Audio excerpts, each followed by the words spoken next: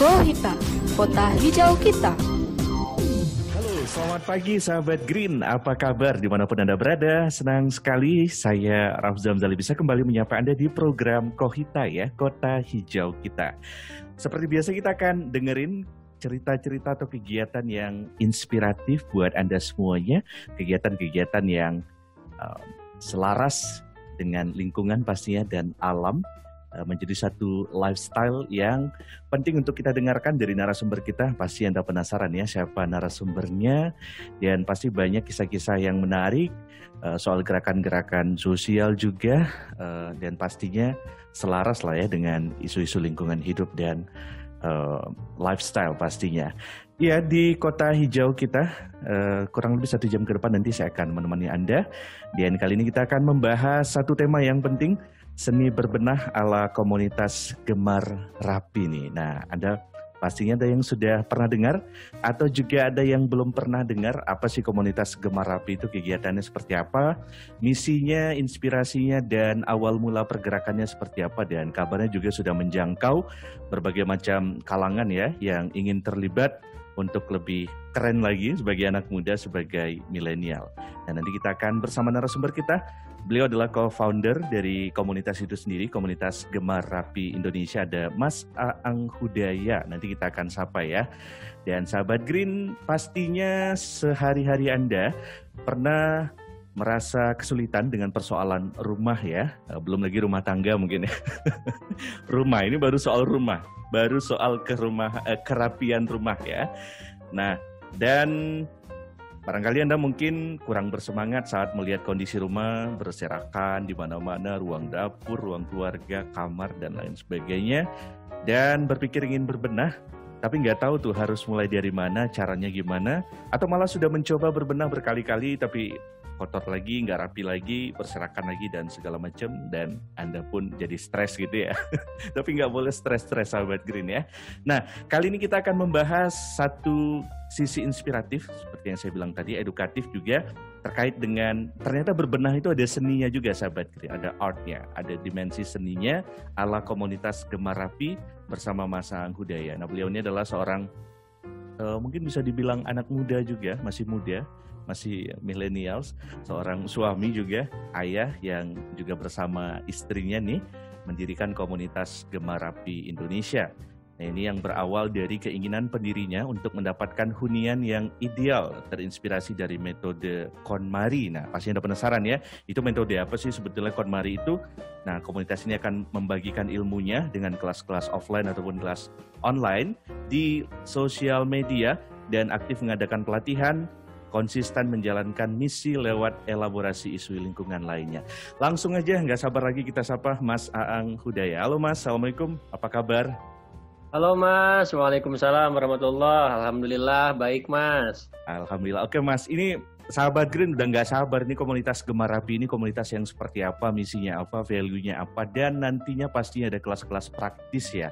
Tapi untuk mengawali cerita kita Mas soal komunitas Gemar Rapi ini, seperti apa awal mula kebentuknya, inisiatifnya, dan inspirasinya dari mana sih Mas Aang? Oke, baik. Nah, Gemar Rapi ini, sembari saya sedikit luruskan ya. Kalau komunitas Gemar Rapi ini hanya salah satu bagian dari Gemar Rapi ya. Jadi karena sudah ada beberapa grup atau komunitas di beberapa wilayah, maka kita bentuklah komunitas Gemar Rapi yang itu merupakan bagian dari Gemar Rapi itu sendiri ya. Nah, kalau secara historis memang dulu kami berdiri di 5 September 2018. Nah, jadi kemarin hari Sabtu ya. Nah, tepat 2 tahun kami sudah berkiprah memberikan layanan, memberikan program, dan mudah-mudahan juga menjadi solusi bagi masyarakat. Nah, awal mula dulu di 2017 ya, saya dan istri kenal dengan metode KonMari, dan jauh juga sebetulnya, jauh sekitar 2012 atau 2011 juga dulu saya dan istri sudah mengenal metode 5R ya, ringkas, rapi, resik, rawat, rajin, konsep berbenah atau penataan ruang kerja, itu dari Jepang juga. Yang hari ini memang sudah digunakan hampir di berbagai perusahaan besar ya, di perkantoran, bahkan di sekolah pun sudah dilakukan.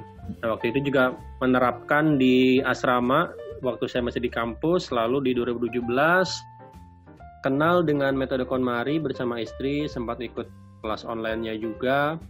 Kemudian kami mendirikan komunitas KonMari Indonesia 1 tahun ya, dari pertengahan 2017 ke pertengahan 2018. Jadi tandem nih ya menginisiasi.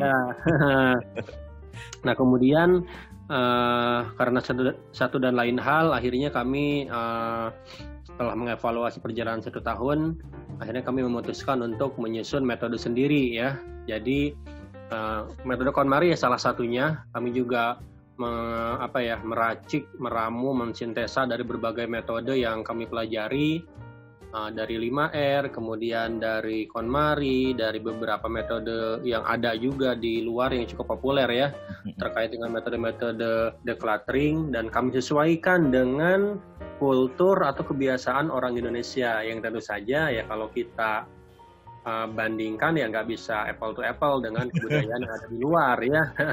Karena beda gitu kan, karena beda, kebiasaannya beda, kemudian juga kondisi lingkungannya pun berbeda, sehingga kami coba menyesuaikan.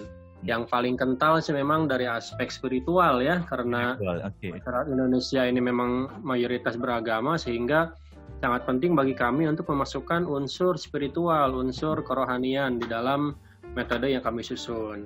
Karena kan biasanya kalau masyarakat kita nih, kalau kita dekati dari aspek agama, aspek spiritual, itu akan jauh lebih mudah dan jauh lebih diterima seperti itu. Wujudnya seperti apa tuh kalau mengaplikasikan dimensi atau value spiritual? Ya, kalau kami biasanya ketika memberikan materi, seminar atau kelas online, kami selalu menyampaikan di awal ya bahwasannya urusan berbenah ini gitu kan, urusan berbenah seisi rumah ini ya bukan hanya urusan keduniaan itu, ini erat kaitannya dengan urusan di hari kemudian gitu kan.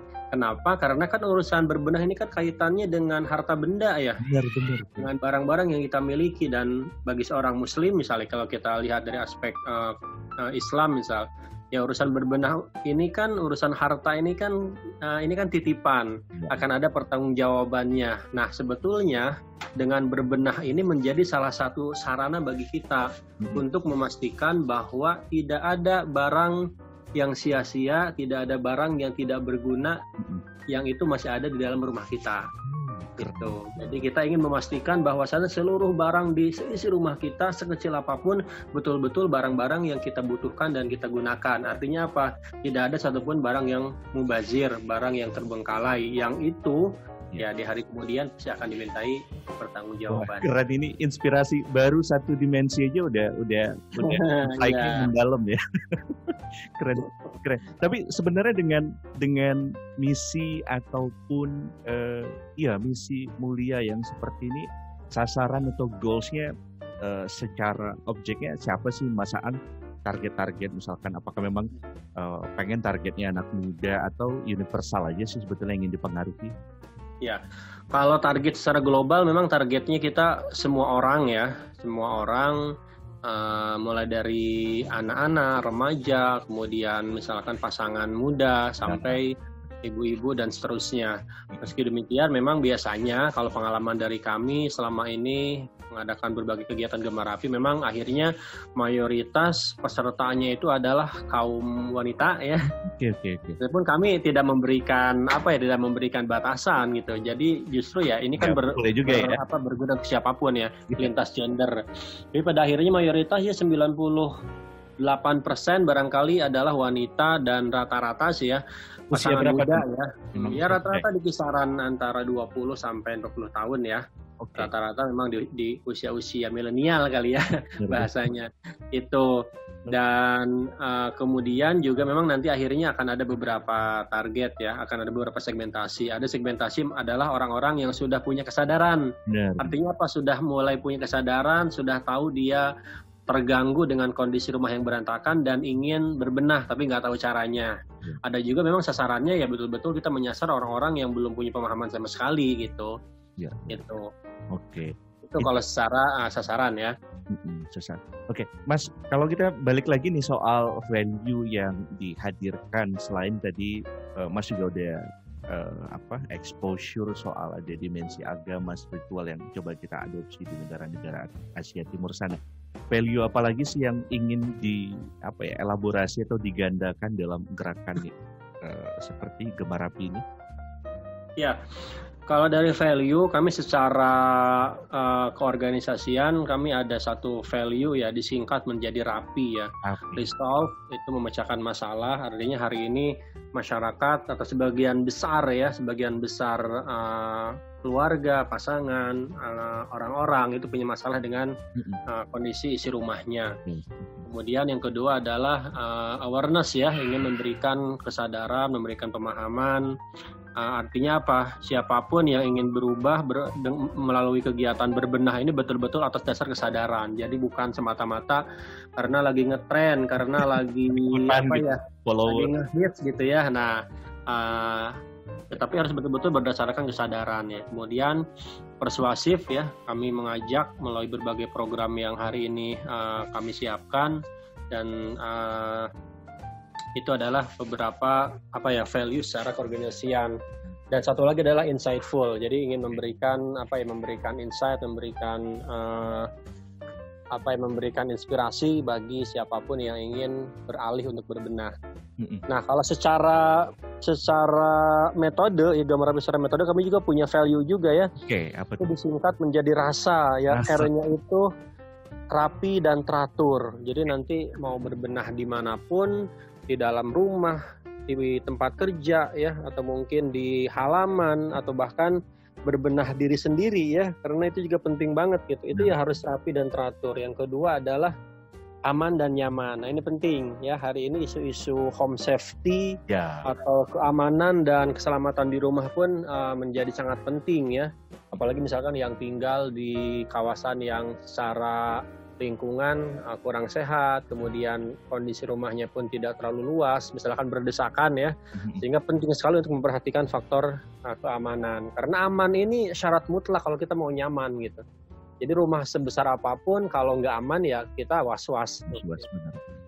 Kemudian S adalah sehat dan bersih ya, pasti ini ya. Pasti. Kesehatan perlu diperhatikan gitu. Karena walaupun rumah kita rapi, kalau kitanya sakit ya nggak akan bisa menikmati gitu kan perhatian itu. Dan terakhir alami dan berkelanjutan. Ini kaitannya dengan konsep sustainable ya. Konsep berkaitan dengan ketersediaan sumber daya yang hari ini makin terbatas, sehingga ya kami pun penting dalam men-setup seisi rumah, memperhatikan juga aspek lingkungan. Seperti itu prinsip atau value secara metode ya, metode berbenah. Wah, keren ya ini. Kalau ibaratnya udah bisa jadi program pemerintah ya kan. Udah. Iya. Dalam suasana, apalagi di suasana Covid, di suasana pemukiman padat penduduk, kumuh, di wilayah-wilayah yang terdampak dari efek sumber daya alam, kayaknya pas banget ya kalau metode-metode seperti ini tuh diaplikasikan di tempat-tempat masyarakat kita gitu ya. Emang ada misi untuk menjangkau masyarakat yang lebih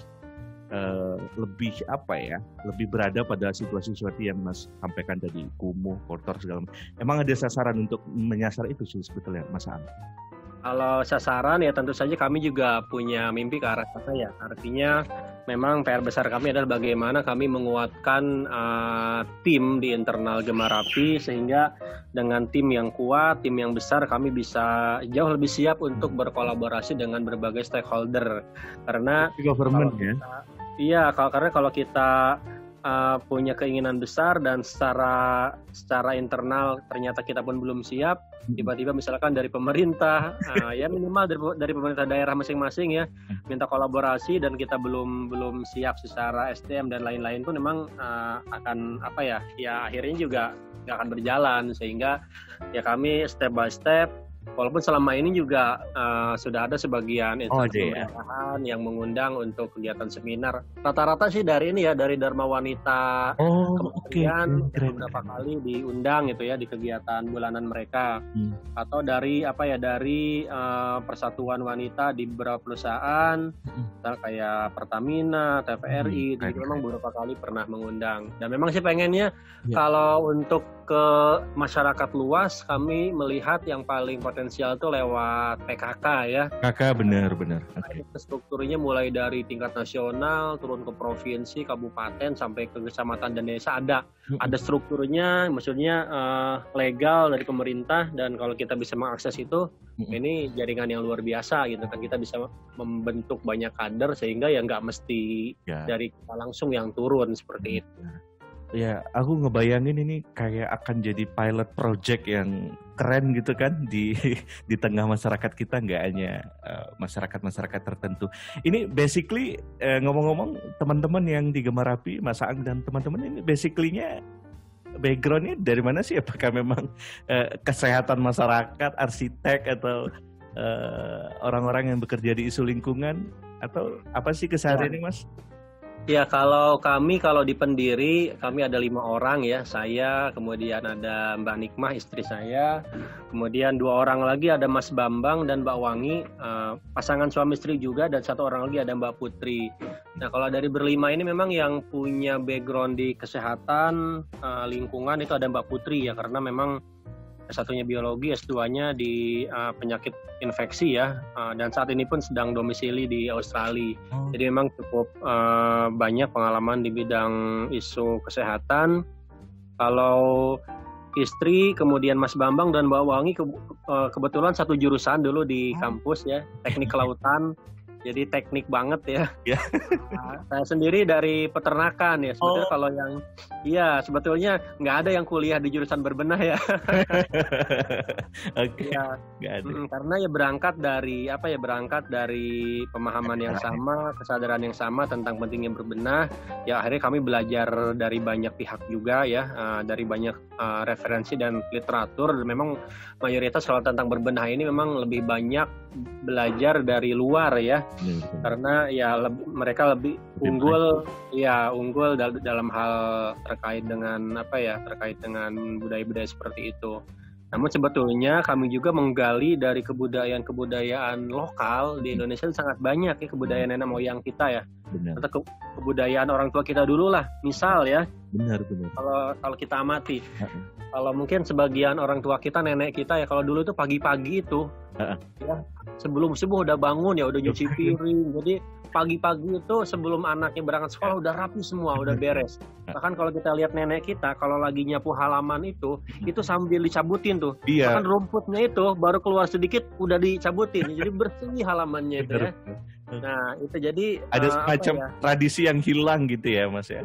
Betul. Karena sebetulnya kalau saya melihat ketika kita berbenah, yang pertama ya kita kembali ke kebudayaan kita sendiri ya. Kebudayaan siapa? Yang kedua juga dengan berbenah, kalau bagi yang muslim ya sebetulnya kita tengah meneladani ya Nabi kita gitu ya. Nabi Muhammad itu kan sosok yang sederhana, sosok yang agung.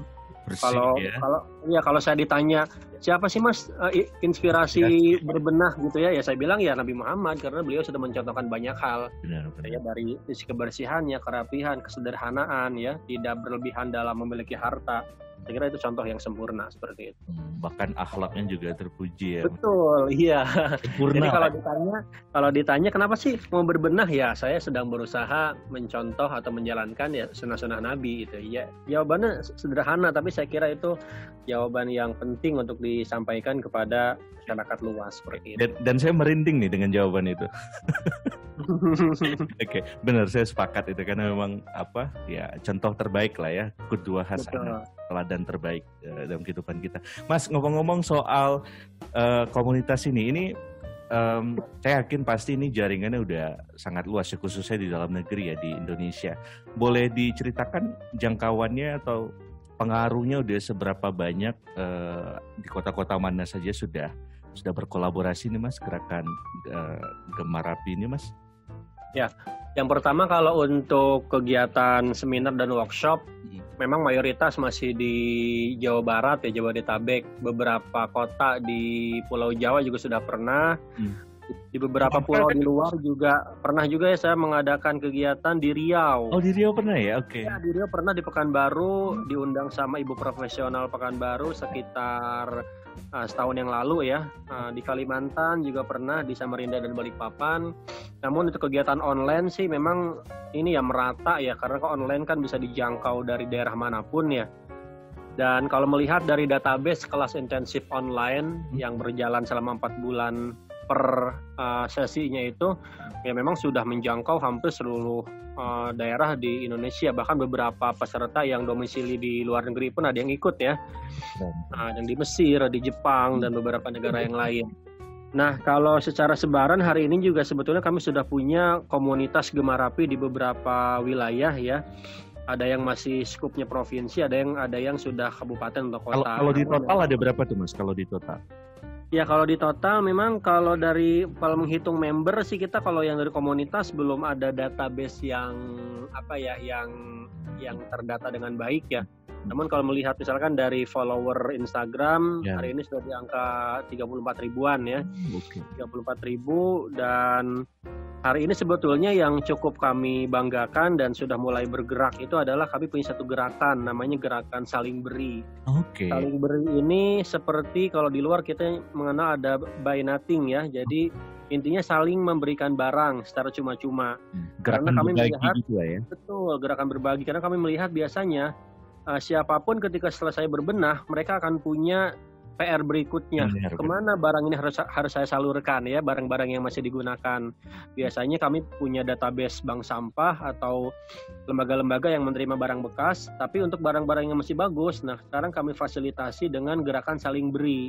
Itu per kota, karena kami tidak per provinsi terlalu besar, bahkan ada beberapa yang sudah per kecamatan ya. Misalkan Surabaya Timur atau Jakarta Barat. Supaya apa? Supaya proses memberikannya itu tidak terlalu membutuhkan transportasi yang terlalu jauh, karena kami pun ingin mengurangi. Barangnya apa aja tuh ya? Apa aja bisa diberi ya? Bebas. Jadi sistemnya ada di grup WhatsApp ya. Jadi saling beri ini ada akun Instagram sendiri @salingberi. Nanti siapapun bisa daftar. Ada link pendaftaran dan tinggal memilih daerah yang memang sudah ada grupnya ya. Misalkan pilih nih Kota Pekanbaru gitu ya. Nanti akan sama admin wilayah akan digabungkan, akan dimasukkan ke dalam grup WhatsApp. Kemudian nanti kita berikan peraturan dan ketentuan, dan nanti cara memberikannya cukup posting aja di grup, posting foto barangnya, lalu kasih kata ya beri, misalkan satu set gamis gitu ya, kondisi masih bagus dan lain-lain. Nah, nanti siapa yang paling cepat aja, misalkan Mas Jali nih tiba-tiba langsung perlu nih terima gitu kan, satu set gamis untuk istrinya misalnya. Nah, itu bisa gitu ya. Nanti kalau sudah ada yang menerima ya urusan berikutnya mereka saling kontak aja gitu kan, mau dibantu lewat apa dan lain-lain. Jadi itu salah satu gerakan yang sudah diinisiasi sejak awal tahun ini. Ada semacam apa ya? Ada moral force-nya gitu ya apa? Betul ya. Gerakan moral. Pun juga kami kami sih mengarahkan ketika ada barang yang ingin dikeluarkan sebetulnya diupayakan di lingkungan terdekat dulu gitu. Kalau kami menyarankan misalkan ya nggak perlu bingung-bingung kalau misalkan ada petugas kebersihan, ada mamang somai yang lewat depan rumah, tawarkan aja. Mereka lebih membutuhkan gitu Mas Ang ya. Betul. Dan PR-nya memang jangan hanya memberikan ke yang ingin, tapi harus memberikan ke yang butuh. Karena beda antara yang ingin dengan yang butuh. Jangan sampai ada petugas kebersihan lewat langsung aja tuh dikasih pakaian setengah karung misal. Ternyata di rumah si mamang itu juga akhirnya numpuk pakaiannya nggak terpakai. Itu kan artinya hanya sama saja dengan kita memindahkan masalah dari rumah kita ke rumah mamang-mamang itu. Jadi kalau kami mengarahkan, ketika kita ingin memberikan barang kepada siapapun, pastikan yang menerima adalah orang yang membutuhkan, bukan orang yang menginginkan. Nah itu.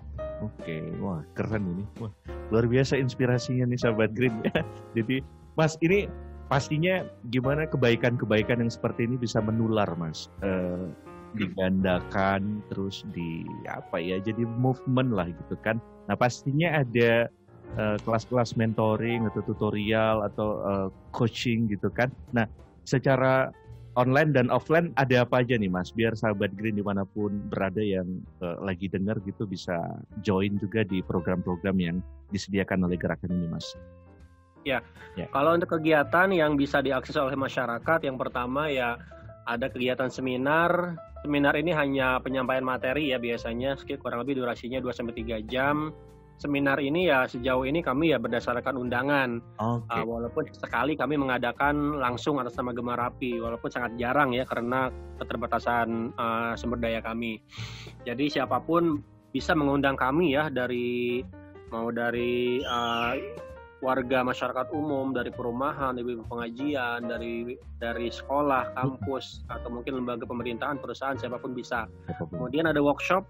Workshop ini biasanya durasinya setengah hari ya, biasa jam 9 sampai jam 3. Ada prakteknya juga, bagaimana teknik memilah barang, bagaimana cara menyusun jadwal berbenah, dan seterusnya. Kemudian ada privat class atau ini biasanya masyarakat yang nggak sempat ikut seminarnya, nggak bisa ikut kelas online-nya, dan mereka punya kemampuan ya untuk mengundang kami ada privat class. Jadi kami datang langsung ke rumah klien, ya memberikan materi, kemudian langsung praktek di rumah mereka seperti itu. Oke. Ini ya gimana Mas? Lanjut. Dan satu lagi ada kelas intensif online. Ini ada 3 level ya, Gemari Pratama 4 bulan, Gemari Madya 2 bulan, Gemari Utama 2 bulan, ini totalnya 8 bulan, ya hampir 1 tahun lah. Ini intensif memang cukup panjang. Ya, cukup panjang, intensif, karena mereka biasanya setiap pekan dapat materi, kemudian langsung praktek, store penugasan, dan seterusnya. Jadi betul-betul tidak sekedar ikut webinar gitu, jadi betul-betul mereka kita dampingi proses berbenahnya sampai tuntas. Dan terakhir, ini terutama di masa pandemi, kami juga menerima ya undangan-undangan untuk kegiatan webinar melalui WhatsApp, melalui Zoom, atau melalui platform yang lain yang memang tersedia seperti itu. Oke. Ini bisa diakses masyarakat atau stakeholder kemana nih Mas? Website atau Instagram atau YouTube atau di mana Mas?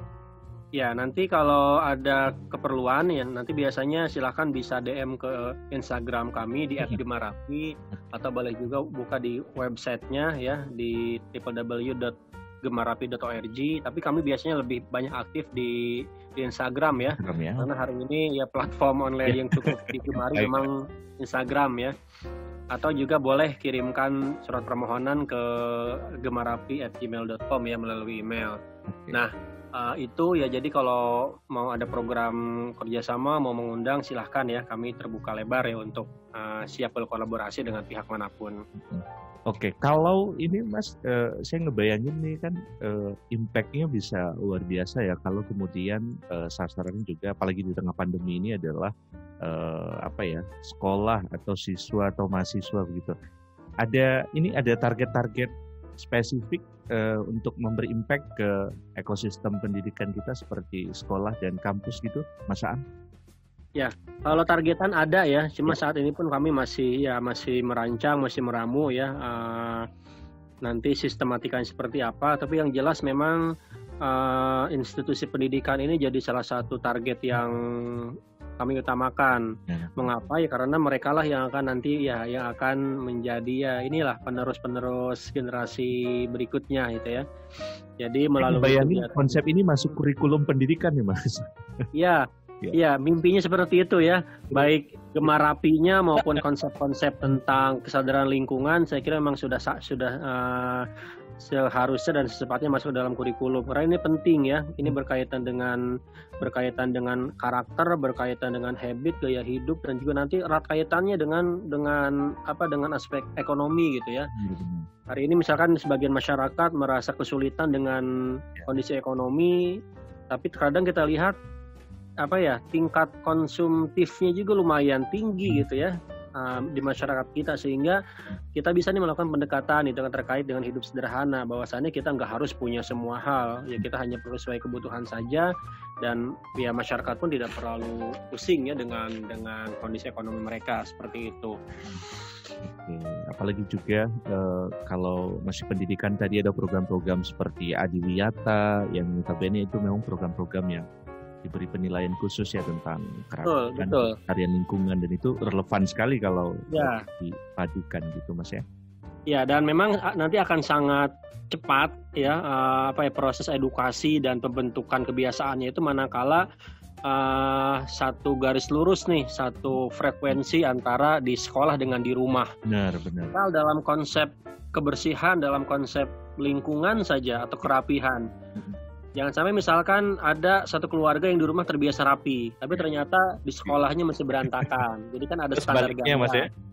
Atau sebaliknya di sekolahnya misalkan sudah sekolah adiwiyata mengajarkan bagaimana cara memilah sampah, cara meletakkan sepatu pada tempatnya, kemudian meletakkan sampah pada tempatnya gitu ya. Tapi ternyata ketika kembali ke rumah kondisinya berbeda 180 derajat. Nah, ini kan akhirnya jadi standar ganda dan akhirnya anak-anak kita akan gambling. Jadi yang benar yang mana gitu kan. Nah, sehingga kita perlu nih untuk menyamakan ya visi kondisi antara di tempat tinggal dengan di tempat di mana mereka belajar seperti itu. Oke, Mas Aang pengen dengar komentarnya dong kalau kita geser sedikit ini, tapi masih berkaitan sih soal isu environment, soal hari ini kan banyak semua orang bicara bahkan menafsirkan juga ya COVID ini disebabkan karena apa namanya soal-soal kita yang tidak ramah dengan lingkungan segala macam gitu kan, baik soal sampah, soal isu makronya, soal deforestasi hutan dan lain sebagainya. Mas Aang melihat seberapa penting sih khususnya millennials atau anak-anak muda itu pelan-pelan harus sudah memiliki awareness soal membaca lingkungan hidup itu harus diesensikan seperti apa. Nah, Mas Aang sendiri seberapa urgent memahami lingkungan hidup itu dari sisi anak muda? Ya, sangat penting ya bagi anak-anak muda hari ini untuk mulai memperhatikan kelestarian lingkungan. Karena ya bagaimanapun kalau secara konsep ya bahkan para tokoh-tokoh lingkungan gitu, orang-orang bijak sampai mengatakan ya bumi ini akan cukup untuk kebutuhan manusia, tapi tidak akan pernah cukup untuk memenuhi gaya hidup manusia gitu ya. Benar. Nah kemudian kenapa penting makin banyak gaya semakin berat hidupnya Mas ya? Iya betul, kalau kebanyakan gaya nanti makin berat sih emang gitu ya. Ini sama kayak prinsip di rumus fisika gitu ya. Sehingga memang, nah kenapa anak muda ini menjadi penting karena mereka yang nanti akan menjadi ujung tombak ya di generasi berikutnya gitu ya. Kalau yang sudah sepuh, yang hari ini sudah 40-50 tahunan kan ya sudah saatnya mereka menjelang istirahat gitu ya. Nah anak-anak muda ini penting untuk mulai bergerak ke arah sana ya. Memang harus menjadikan kesadaran lingkungan sebagai sebuah, bahkan kalau kami menyebutnya sebagai sebuah jalan hidup, way of life, bukan gaya hidup. Kalau gaya hidup kan pilihan ya. Betul. Tapi kalau way of life ya berarti itulah jalan yang harus kita tempuh gitu ya. Nah, sehingga sangat penting. Kemudian kaitannya dengan COVID sebetulnya ya COVID ini ya bagian dari teguran kepada kita untuk kembali hidup sesuai dengan fitrahnya, hidup sesuai dengan jalannya gitu ya. Ya betul tadi ya, deforestasi, kemudian eksploitasi sumber daya, gaya hidup yang makin semrawut itu juga menjadi bisa jadi salah satu sebab ya akhirnya pandemi ini muncul. Dan sebetulnya ketika berbicara pandemi hari ini ya sebetulnya budaya menggunakan masker ketika keluar rumah, cuci tangan, jaga jarak, kemudian juga kita menjaga kebersihan, sanitasi gitu kan. Itu memang harusnya normal kondisi itu gitu. Jadi bukan new normal, bahkan sesungguhnya itu yang normal gitu ya. Iya. Iya. Oke, jadi secara nggak langsung apa ya, kita sedang diingatkan ya barangkali Mas untuk kembali ke fitrah. Tadi bahasanya bagus sekali, kembali ke fitrah kita untuk bersih, rapi, karena memang kalau memang itu udah jadi habit kita ya apapun apanya ya insya Allah kita bisa terhindar dari penyakit dan sebagainya. Pastinya gitu Mas ya. Iya, karena juga kalau kita lihat ya ternyata orang-orang yang memang selama ini punya kebiasaan bersih gitu ya, kebiasaan yang baik juga potensi penularannya juga tidak terlalu tinggi gitu ya. Kenapa ya? Karena mereka juga sudah terbiasa cuci tangan, terbiasa kalau misalkan beli bahan makanan dicuci dulu, kemudian tidak sembarangan misalkan keluar rumah tanpa ya menggunakan perlengkapan yang cukup gitu ya. Di luar faktor ya kalau sudah waktunya ya kena juga gitu ya. Cuma setidaknya kita punya ikhtiar dulu, punya usaha dulu untuk menghindari semua itu. Apalagi rajin olahraga gitu kan Mas? Iya betul, iya karena juga ternyata orang-orang yang punya imunitas tinggi, rajin olahraga, menjaga pola makan gitu ya, isi perutnya diisi dengan hal-hal yang sehat dan alami, itu ternyata ya punya kemampuan daya tahan yang cukup tinggi dibandingkan dengan orang-orang yang imunitasnya rendah seperti itu. Tentu imunitas ini ya tidak instan ya, tidak instan, perlu proses, perlu kebiasaan sehingga terbentuklah kondisi imunitas yang tinggi dan bisa bertahan atau survive dengan kondisi pandemi ini. Kalaupun mungkin ya kita nggak tahu juga kalaupun kena gitu kan, ya minimal recovery-nya lebih bagus. Iya betul ya. Oke, Mas Aang, ini terakhir sekali mungkin nih Mas Aang, terkait dengan pesan-pesan lingkungan atau pesan-pesan kebaikan untuk kita semuanya nih, khususnya soal nilai yang dibawa oleh komunitas Gemar Api Indonesia ini. Apa nih Mas Aang, pesan-pesan buat generasi muda, millennials yang memang hari ini bonus demografinya banyak banget gitu kan, supaya mereka di kemudian hari atau mulai dari sekarang bisa pelan-pelan hidup rapi, bersih, teratur sehingga terasa manfaatnya. Silakan Mas Aang pesannya. Ya, baik.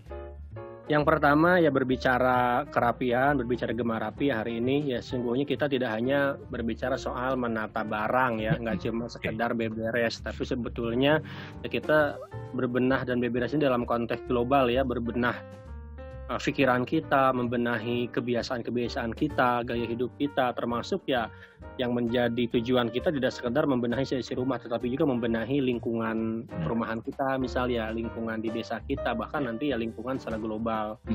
Yang kedua, ketika berbicara berbenah, gaya hidup, kemudian kebiasaan-kebiasaan baik ini berkaitan dengan kebersihan, lingkungan, ya sebetulnya kita tengah mencontoh tadi ya, mencontoh suri tauladan kita, mencontoh Rasulullah SAW, dan ini harus menjadi salah satu semangat bagi kita. Kemudian yang ketiga ya berbenah ini bukan sekedar gaya hidup, bukan sekedar tren ya. Wah, rumah rapi nih habis lihat inspirasi dari home decor misalnya, ya tidak ya. Kemudian juga bagi anak muda ya, hari ini kalau misalkan yang belum menikah misalnya, kalau ditanya mau istri atau mau calon istri atau calon suami yang orangnya jorok atau yang bersih, mau punya calon suami yang nanti kalau di rumah itu kebiasaannya berantakan, kotor, atau yang sebaliknya, pasti siapapun ya, karena secara naluri, secara alamiahnya manusia siapapun selalu cenderung dengan hal-hal yang baik, cenderung dengan sifat yang baik, cenderung dengan kondisi yang baik. Tidak ada satupun orang yang menyenangi yang kotor, tidak ada satupun orang yang menyenangi hal-hal yang berantakan, yang tidak menyenangkan. Kalaupun ada yang demikian, berarti memang sudah tidak normal ya. Keluar dari fitrahnya gitu ya. Tidak sesuai dengan fitrah. Nah kemudian juga ya penting karena kita juga akan punya generasi masa depan, akan punya anak cucu. Dengan kita hidup bijak, rapi, bersih, menjaga lingkungan, kita sebetulnya tengah bersiap untuk mengembalikan titipan anak cucu kita. Karena kalau kami melihat ya bumi dan seisinya dengan sumber daya alam yang ada hari ini itu bukan titipan untuk anak cucu, tapi adalah titipan dari anak cucu ke kita ya. Ini nih ayah kakek kami titipkan ya, pastikan ketika nanti dikembalikan ke kami itu masih ada ya.